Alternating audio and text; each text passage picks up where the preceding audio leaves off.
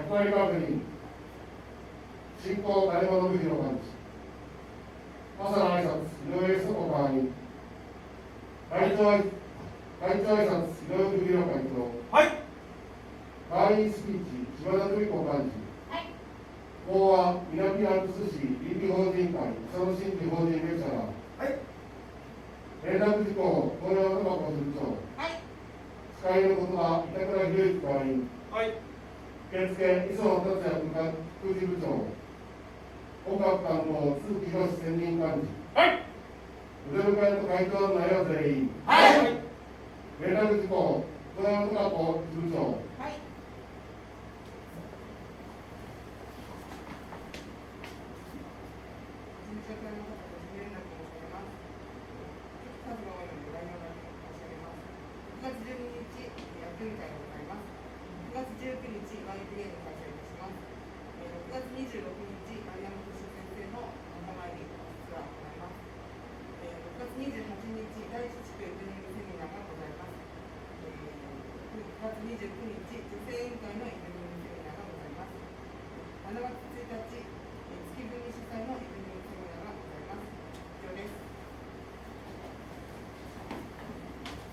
その他連絡事項はございましたのでお願いします。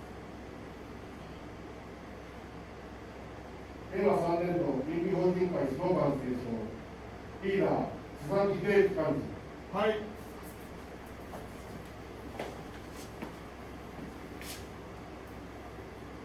令和3年度倫理法人会スローガン、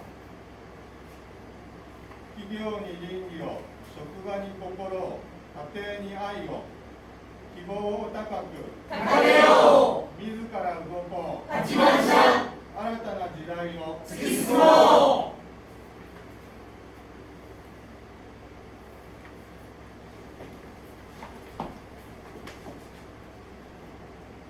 チェックリーダーより一言。はい、皆さんおはようございます。おはようございます。取り組み一発目の朝礼、素晴らしいと思いました。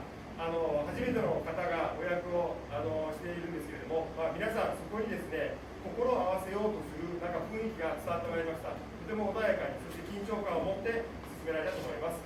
そして今後の改善点としましては、もう少し声を大きく出して、そして笑顔でやっていただければ素晴らしい朝礼になると思いました。以上です。以上で横浜市倫理法人会モーニングセミナー朝礼を終わります。ありがとうございました。ありがとうございました。解散します。